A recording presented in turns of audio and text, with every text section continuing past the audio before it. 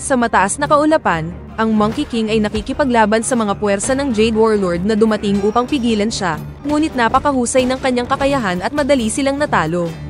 Lumalabas na ito ay panaginip lang ni Jason, isang binata na panatiko ng Kung Fu.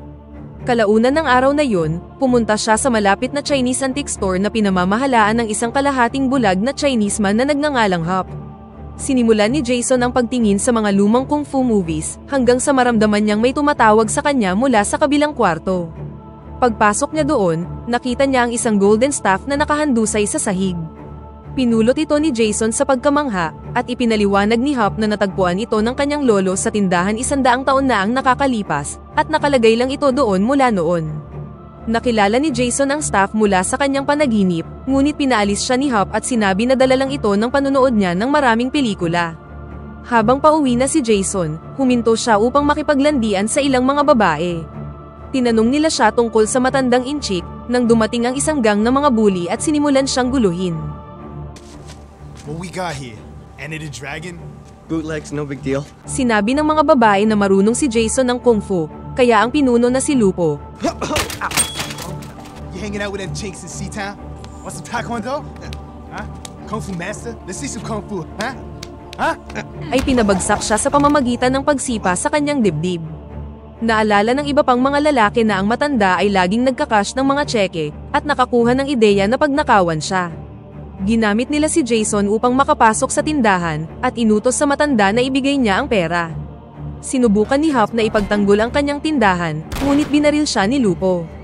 Habang nakahiga siya doon, iniabot niya kay Jason ang golden staff at sinabi sa kanya na ibalik ito sa nararapat na may-ari. Pagkatapos ay hinabol ng mga lalaki si Jason sa rooftop ng gusali, at binalaan siya na itikom ang kanyang bibig. Ngunit sa mga oras na yun, biglang nag-activate ang staff, na itinulak si Jason pababa sa bubong. Sa halip na mamatay, nagising siya sa isang wooden hut, hawak ang tungkod sa kanyang kamay. Ang mga tao doon ay nagsasalita ng Mandarin, at na-realize ni Jason na siya ay nasa isang Chinese village, na walang alaala kung paano siya nakarating doon. I don't know how I got here. Ilang sandali pa, nakarinig siya ng mga tunog ng kabayo, nang ang mga sundalo ng Jade Warlord ay dumating sa village at sinimulang salakayin ang mga taga-nayon. Sinubukan ni Jason na magtago, ngunit kalaunan ay nakita siya ng mga sundalong humahabol at pumaligid sa kanya, na hinihingi ang isang bagay sa salitang Mandarin. You want this? Sa parehong kalsada, isang lasing na pulubi ang nahulog sa kanyang kabayo. Sinubukan ng mga sundalo na itulak siya palayo, ngunit ang lalaki ay nagsimulang makipaglaban sa mga sundalo, gamit ang drunken fist technique upang talunin sila. Napansin ng lalaki ang staff sa kamay ni Jason, at pinatumba ang huling bantay bago sila tumakas sakay ng kabayo. Pumunta ang dalawa sa isang pub, kung saan nalilitong sinabi ni Jason kung paano siya nakarating doon, o kung bakit siya hinahabol ng mga sundalo. Ipinakilala ng lalaki ang kanyang sarili bilang si Luyan, isang naglalakbay na scholar at master ng drunken fist. Sa tingin ni Jason ay nananaginip lang siya, ngunit sinabi sa kanya ni Luyan na ang mundong pinanggalingan niya ay ang tunay na panaginip. Iginiit ni Luyan na may dala siyang napakahalaga, at inihayag ang tungkol sa isang alamat kung saan darating ang isang seeker upang talunin ang Jade Warlord, at ibalik ang Golden Staff sa Monkey King. Isinalaysay ni Luyan ang kwento ng Monkey King, na lumabag sa utos ng mga Diyos at tinalo ang lahat ng mga sundalong ipinadala upang pigilan siya. Ang balita ng kanyang rebelyon ay nakarating sa Five Elements Mountain, ang lupain ng mga immortal. Sa panahon ng isang ritual of immortality, ang Monkey King ay walang imbitasyong dumalo sa piging, na labis na ikinagalit ng Jade Warlord. Sa halip na magalit, nakita ng Jade Emperor na nakakatuwa ang Monkey King, at inutusan ng Jade Warlord na bigyan siya ng titulo, bago umalis ang Emperor para sa kanyang 500 taong paglalakbay. Gayunpaman, sinuway ng Jade Warlord ang Jade Emperor at hinamon ang Monkey King sa isang duelo. Ang dalawang immortal ay nagharap sa isang matinding labanan, kung saan ang Monkey King ay lumikha pa ng isang clone upang ipaglaban siya. Nang makita ang lakas ng Monkey King, ginamit ng Jade Warlord ang kanyang heavenly power sa pag-atake, at nagpakawala ng mga lumilipad na sibat na madali namang naiwasan ng Monkey King. Nang ma-realize na hindi niya matatalo ang Monkey King habang nasa kanya ang Golden Staff, hinamon siya ng Jade Warlord na labanan siya ng walang ginagamit na salamangka o sandata, ngunit nabunyag na isa lang itong trick. Ginamit ng Jade Warlord ang kanyang mahika upang ikulong ang Monkey King, ngunit bago pa tuluyang maging bato, nagawa niyang maitapon ang kanyang staff sa lupa, naghihintay na matupad ang prophecy at maibalik sa kanya ang kanyang tungkod. Gustong malaman ni Jason kung paano siya makakauwi, ngunit inihayag ni Luyan na dapat niya munang ibalik ang staff sa Monkey King upang mahanap ang kanyang daan pabalik. Habang tinatapos ni Luyan ang kanyang inumin, nahanap na ng mga Jade Soldier ang kinaroroonan nila. Inutos ng mga sundalo na ibigay ni Jason ang Golden Staff o kung hindi ay mamamatay siya, ngunit mabilis na kumilos si Luyan at pinatumba ang mga sundalo. Mabilis silang napalibutan, ngunit si Luyan, gamit ang staff, ay masyadong malakas para sa kanila. Nang mapuno si Luyan sa pangangailangang protektahan si Jason, ibinigay niya sa kanya ang staff at inutos na lumaban din siya. Habang ipinapamalas ni Luyan ang kanyang galing sa kung fu, walang ingat na iwinasiwas ni Jason ang staff, na tumama kay Luyan ng ilang beses. Pagkatapos ay kinuha ni Luyan ang staff mula sa kanya at tinapos ang natitirang mga gwardya, para lang makita ang isa pang hukbo na papunta sa kanila. Nang makita ito, agad niyang kinuha si Jason at nagmamadaling tumakas mula sa gusali. Mahuhuli na sana si Jason nang magpakita ang isang magandang babae at pinatay ang dalawang gwardya para iligtas siya. Kalaunan ay nakarating na sina Jason at Luyan sa lupa, kung saan dumating ang babae para iligtas sila. May dala siyang dalawa pang mga kabayo, at ang trio ay sinubukang makatakas sa lungsod. Habang hinahabol sila ng hukbo, dumaan sila sa bathhouse bago tumakas sa gabi. Kinaumagahan, ang tatlo ay nagtungo sa kagubatan nang ibunyag ng batang babae na si Luyan ay isa ring immortal. You're immortal? Papunta na rin siya sa Five Elements Mountain, ngunit tumangging sumama si Luyan at sinabing mauubos na ang kanyang alak. Dito nabunyag na ang dahilan kung bakit immortal si Luyan ay dahil sa alak, na gumagana bilang kanyang elixir of immortality. Hiniling ni Jason na manatili si Luyan, ngunit tinanggihan siya ng master at tumalikod na para umalis. Nakiusap si Jason kay Luyan na turuan siya ng kung fu, at dahil sa kanyang pagpupumilit, nagpa siya na siyang manatili. Nang gabing yun, excited si Jason na matuto ng mga techniques na napapanood niya sa mga pelikula, ngunit pinayuhan siya ni Luyan na kailangan niyang i-empty ang kanyang baso. Sinabi niya na ang isip ni Jason ay puno na ng lahat ng mga bagay na nakita niya, kaya't hindi siya matututo hanggang sa alisin niya ang laman ng baso. Literal namang inubos ni Jason ang laman ng cup, na lalong ikinadismaya ni Luyan. Kalaunan, nakipag-usap si Jason sa babae na ipinahayag na ang kanyang pangalan ay Golden Sparrow.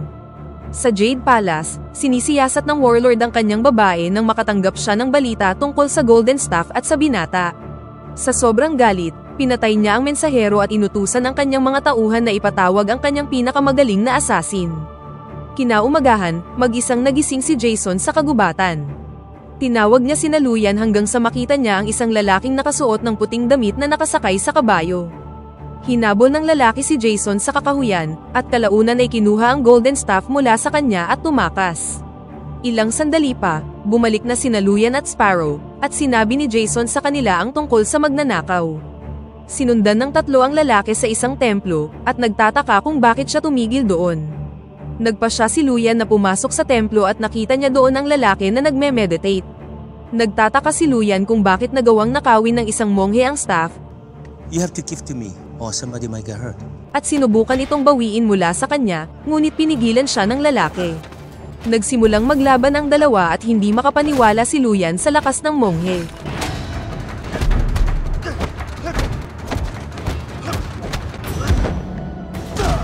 Naglaban ang dalawa para sa kontrol ng Golden Staff hanggang sa mailagay ito sa isang kolum sa itaas nila.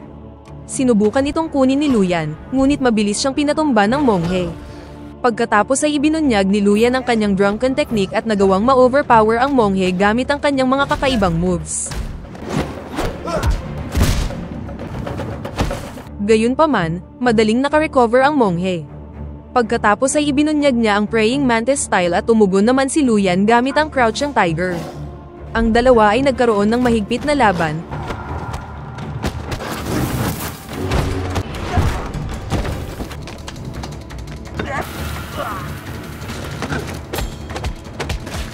Hanggang sa ang staff ay maihagis papunta kay Jason. Ipinahayag ng monghe na siya ay nasa isang misyon upang hanapin ang seeker ng staff na magdadala nito sa Monkey King. Ipinaalam sa kanya ni Luyan na si Jason ang hinahanap niya, at natawa na lang ang dalawang master habang nakatingin kay Jason, nang ma-realize nila na ang alamat tungkol sa dakilang seeker ay ang lampang binatang ito. Kalaunan, sumama na ang monghe sa tatlo sa kanilang paglalakbay. Samantala sa pub, ang assassin ng Jade Warlord, si Ni Chang, ay ginamit ang kanyang latigo para patumbahin ng ilang lalaki, bago sa kanya ibinigay ang punyal ni Sparrow na agad niya namang nakilala. Pagkatapos ay sinimulan na ni Jason ang kanyang pagsasanay, kung saan tinuruan siya ni Luyan ng horse stance. Gayunpaman, hindi sumang-ayon dito ang monghe. Nagtalo ang dalawa sa kung sino ang dapat maging guro ni Jason at kung ano ang dapat niyang matutunan. Sinubukan ng dalawa na turuan si Jason ng sabay, dahilan para makuha ni Jason ang lahat ng hit. Sa mga sumunod na araw, si Jason ay nasanay sa art ng kung fu, at unti-unti nang naging napakahusay sa sining ng martial arts. Hindi nagtagal, nagpatuloy na ang apat sa kanilang paglalakbay at nadatnan ang mga bangkay na nakasabit sa isang puno, isang produkto ng Jade Warlord. Sumigaw si Sparrow na dapat patayin ang Warlord para sa kanyang mga krimen, ngunit sinabi sa kanya ng monghe na walang maidudulot na maganda ang pagtatanim ng puot laban sa sinuman. Sinabihan niya si Sparrow na bumalik na sa kanyang mga magulang, ngunit nalaman niyang patay na sila. Isinalaysay ni Sparrow na ang kanyang ama ay isang government official na sumalungat sa Warlord, at bilang resulta, nawasak ang kanyang buong nayon at ang kanyang mga magulang ay pinatay nito. Plano niyang patayin ang Jade Warlord gamit ang isang Jade Hairpin na ginawa para pumatay ng mga immortal. Pagkatapos nito, ang apat ay nagpatuloy na sa kanilang paglalakbay. Samantala, ang assassin ng Warlord, si Ni Chang, ay mainit na sumusunod sa kanila. Kalaunan, ang apat ay tumawid sa napakainit na disyerto at sumilong sa isang kuweba nang tumama ang isang sandstorm. Iniisip ni Jason na hindi sila magtatagumpay at nagdududa na matatalo niya ang Jade Warlord, ngunit pinayuhan siya ng monghe na magtiwala sa kanyang training. Pagkatapos ng sandstorm, bumalik ang apat sa paglalakbay, dehydrated at pagod na pagod. Sinabi sa kanila ni Sparrow na si Luyan ay isang Taoist immortal na kayang gumawa ng ulan, ngunit nagdududa ang monghe sa kakayahan niya. Hindi nagtagal, naghanap si Luyan ng isang spot sa disyerto at sinimulan na ang ritual. Sa mga sandaling yun, tila gumana ang ritual at umuulan ng kaunti, ngunit lumalabas na ang monghe lang pala ito na nagji-jingle sa kanya. Pagkatapos ay nakita na ng monghe ang Four Elements Mountain sa di kalayuan, at ang apat ay nakahinga na ng maluwag.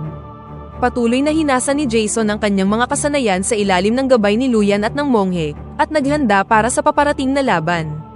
Dagdag pa dito, sina Jason at Sparrow ay gumugol ng oras na magkasama, at kalaunan ay nagsimula ng mapalapit sa isa't isa.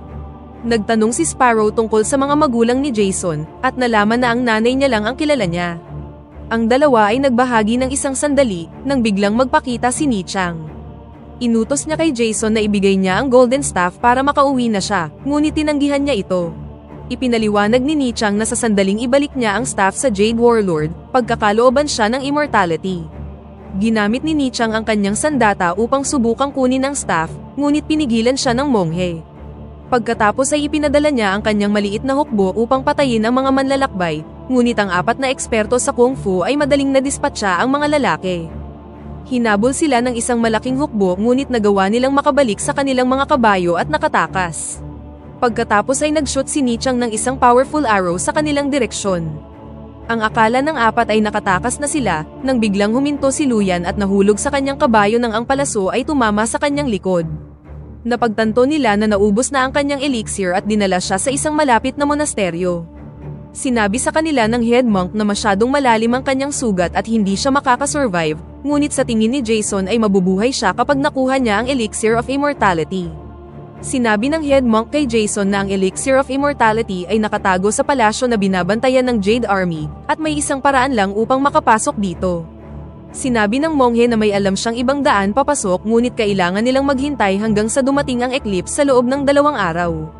Kalaunan, hinangaan ni Sparrow kung paano nag-grow si Jason, hindi na isang duwag na binata, kundi isa ng malakas na mandirigma. Tila napunta ito sa ulo ni Jason habang kinukuha niya ang golden staff at isang kabayo, at umalis ng mag-isa papunta sa Jade Palace. Kalaunan, nakarating siya sa gate at pinalibutan ng Jade Army. Doon, hinihintay siya ni Ni Chang at pagkatapos ay dinala na siya sa Jade Palace. Nakilala ni Jason ang Jade Warlord, at sinabi sa kanya na ibibigay niya ang golden staff kung hahayaan niya siyang makuha ang elixir of immortality. Humanga ang warlord sa kanyang katapangan ngunit naipangako na niya ang elixir kay Nichang. Upang lutasin ito, inutusan ng warlord ang dalawa na maglaban hanggang sa kamatayan. With pleasure. Ilang sandali pa, nagharap na ang dalawa, at si Jason ang gumawa ng unang hakbang. Gumaling na siya sa pakikipaglaban, ngunit mas malakas pa rin si Nichang, at madali siyang napabagsak. Nakarecover si Jason sa kanyang kinatatayuan, ngunit ginamit ni Nichang ang kanyang sandata para ihagis at disarmahan siya. Pagkatapos ay ginamit niya ang kanyang buhok para disarmahan si Jason, bago naghanda para tapusin na siya, ngunit pinigilan siya ng Jade Warlord. Duguan at bugbog sarado, si Jason ay hinawakan ng mga sundalo, at ang Jade Warlord, na ngayon ay hawak na ang Golden Staff, ay inutos na patayin na ang binata. Puputulin na sana ng isa sa mga sundalo ang kanyang ulo nang lumipad ang dalawang sibat. Nabunyag na gawa ito ni Sparrow at Monk, at nagsimula silang makipaglaban sa mga sundalo. Sinubukan ni Nichang na kunin ang elixir ngunit pinigilan siya ni Sparrow at nakipaglaban sa kanya. Samantala, ginamit ng Jade Warlord ang kanyang magic para magpatawag ng lava pit para sirain ang staff, ngunit bago pa niya ito magawa, naisalba ito ng monghe. Pagkatapos ay nagsimulang makipaglaban ang monghe sa Jade Warlord, ngunit sobrang lakas niya at hindi man lang natitinag sa mga pag-atake. Nagpatawag ang mga Jade Guard ng karagdagang reinforcement, ngunit dumating din ang mga monghe mula sa monasteryo upang lumaban. Nagsimula ang karera para sa elixir, kung saan sina Nichang, Sparrow at Jason, ay nagpatuloy sa pakikipaglaban upang makuha ito. Hindi nagtagal, ang elixir ay naihagis sa magulong silid, ngunit sa huli ay nakuha ito ni Luyan at ininom ito, dahilan para muling manumbalik ang kanyang lakas. Pagkatapos nito, agad siyang naglunsad ng pag-atake para tulungan ang kanyang koponan. Samantala, nakikipaglaban pa rin ang monghe laban sa makapangyarihang warlord, ngunit dahan-dahan siya nitong nabugbog gamit ang malalakas na pag-atake. Sa kabilang banda, sina Nichang at Sparrow ay nagpapalitan ng mga malalakas na pag-atake, at kalaunan ay nagawa ng makuha ni Nichang ang kalamangan, ngunit nagpa siya si Luyan na harapin siya. Ang monk ay halos matalo na sa pakikipaglaban-laban sa warlord, nang bigla niyang ihinagas ang golden staff kay Jason, na sinabi sa kanya na ibigay ito sa estatwa sa silid. Pagkatapos ay hinampas ni Jason ang rebulto gamit ang golden staff, na nagdulot ng napakalaking pagsabog. Muling nabuhay ang Monkey King sa harap nila, at ang lahat ay natigilan sa pagkamangha. Tumingin siya sa monghe, na dahan-dahang nawala at bumalik sa katawan ng hari. Pagkatapos ay inatake ng Monkey King ang warlord, gamit ang ilang powerful strikes at panlilinlang upang talunin siya. Samantala, unti-unti nang ginagapi ni Luyan si Nichang, at pagkatapos ay gumamit ng malakas na pag-atake para ihulog siya sa gilid ng bangin. Gayunpaman, ginamit niya ang kanyang buhok para sumabit kay Luyan, ngunit bago pa siya makaakyat, pinutol ni Luyan ang kanyang buhok para mahulog siya sa kanyang kamatayan. Samantala, walang laban ang Jade Warlord sa Monkey King, na ginamit ang kanyang golden staff upang talunin siya.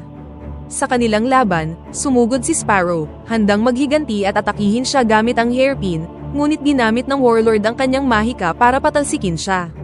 Tumakbo si Jason papunta sa kanya at nagmamakaawa na maging okay siya, ngunit nanghihinang iniabot ni Sparrow ang kanyang hairpin at sinabing siya na ang bahala. Muling sumugod pabalik ang warlord upang harapin ang Monkey King, ngunit nang muli siyang napatalsik, bumagsak siya sa ilalim ng hairpin sa mga kamay ni Jason. Napaatras ang warlord, at nahulog sa lava hanggang sa kanyang kamatayan. Pagkatapos nito, bumalik si Jason kay Sparrow at tiniyak sa kanya na patay na ang warlord, ngunit dahan-dahan itong pumanaw sa kanyang mga bisig.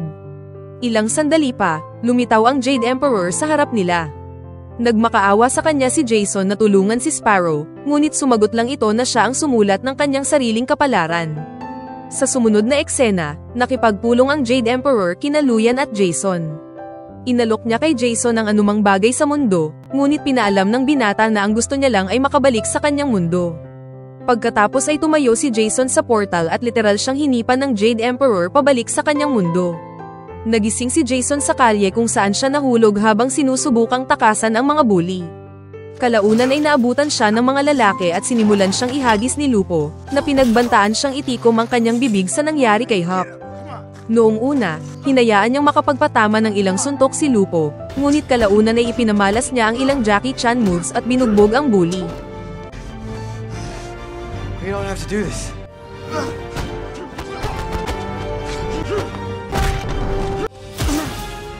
Sinubukan nitong ilabas ang kanyang baril, ngunit isang malakas na sipa ang nagpalipad sa kanya, na tumakot sa iba pa niyang mga kaibigan. Pagkatapos ay bumalik si Jason sa Chinese store kung saan nakita niya si Hop na isinasakay sa stretcher. Binati niya si Jason sa pagtupad sa misyon, at nagbiro pa na isa talaga siyang immortal, bago siya inihatid sa ospital sakay ng ambulansya. Habang papaalis na si Jason, nagulat siya nang makita ang isang babae na kamukha ni Sparrow. Nagtatrabaho siya sa isang tindahan na tinatawag na Golden Sparrow, at pinuri si Jason para sa kanyang katapangan. Sa huli, nagpaalam na sila sa isa't isa, umaasang magkikita muli sila sa hinaharap, at dito na nagtatapos ang pelikula. Pakipindot naman ang like button kung nagustuhan mo ang pelikula, at kung hindi naman, pindutin mo ng 2 beses ang dislike button para lang makasiguro.